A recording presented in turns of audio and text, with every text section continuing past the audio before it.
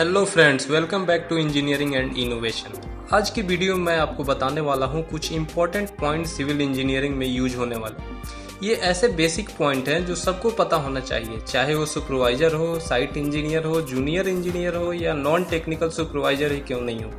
Friends, आज जो भी मैं आपको ये टेक्निकल टर्म्स बताने वाला हूँ, ये खासकर फ्रेशर इंजीनियरों के लिए भी बहुत ही वैल्यूएबल है, क्योंकि ये ऐसे टर्म्स हैं जो बार बार इंटरव्यू में पूछे जाते हैं। फ्रेंड्स, अगर आप साइट पे काम कराते हैं तो ये ऐसे कुछ टेक्निकल टर्म्स है जो हमेशा आपको काम आने वाला है। तो चलिए देखते हैं आज के कुछ इम्पोर्टेंट हमारे टेक्निकल टर्म्स क्या हैं।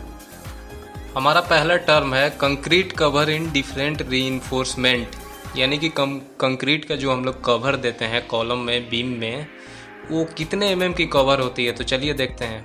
कॉलम में 40 mm की कवर होती है, बीम में भी 40 mm की होती है, स्लैब में 20 mm का कवर हम लोग देते हैं, स्टेयर में भी 20 mm का देते हैं और फुटिंग में हम लोग 75 mm का कवर प्रोवाइड करते हैं।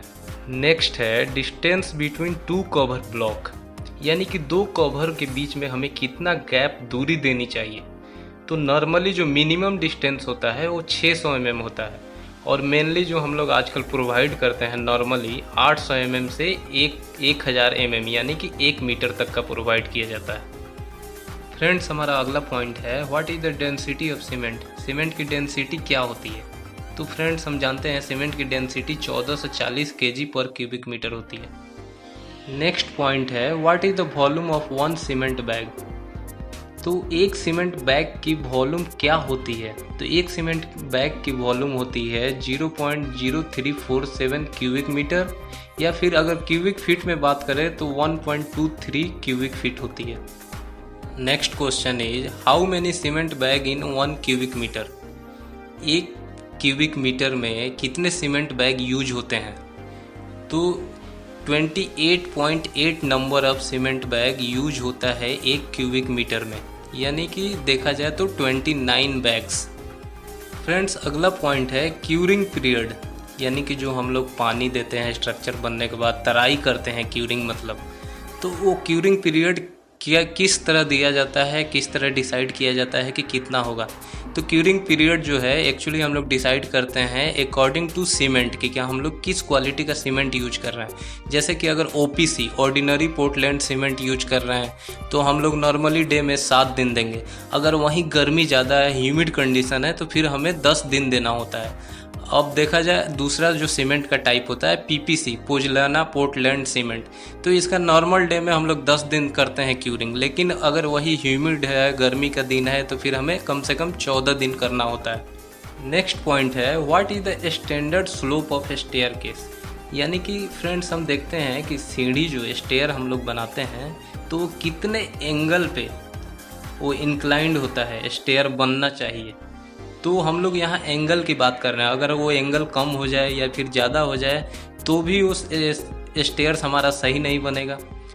तो अकॉर्डिंग टू IS कोड 456/2000 ये कहता है कि अगर जो हमारा सीढ़ी का वेस्ट स्लैब होता है और ग्राउंड के बीच में जो एंगल बनता है वो 25 से 40 डिग्री के बीच में होना चाहिए।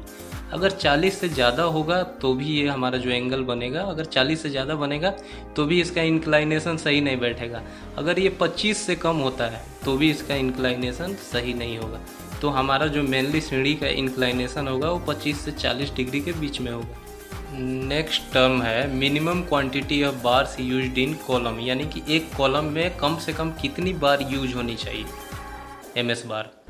तो हम लोग देखते हैं कि स्क्वायर और रेक्टेंगुलर कॉलम जो होते हैं उसमें minimum 4 number of bar use होना चाहिए, 4 से कम नहीं होना चाहिए। और जो हमारा सर्कुलर कॉलम होता है उसमें मिनिमम जो बार यूज होता है वो 6 नंबर होता है, उससे कम बार वहाँ यूज नहीं होता।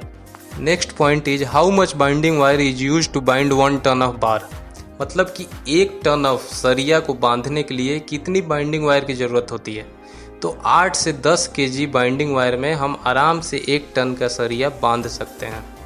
फ्रेंड्स, हमारा पॉइंट नंबर 10 है what is the angle of stirrups. Stirrups का जो एंगल होता है वो कितना होता है, कितना डिग्री होता है। जहाँ पे वो लास्ट में स्टीरप मतलब हम लोग रिंग जो बनाते हैं बीम के लिए, तो लास्ट में जो आके मुड़ता है वो कितने डिग्री पे मुड़ना चाहिए। तो ये मेनली 135 डिग्री पे मुड़ता है आगे, तब तो ये आसानी से फिक्स करके पकड़ के रखता है बीम के चारों सरिये को।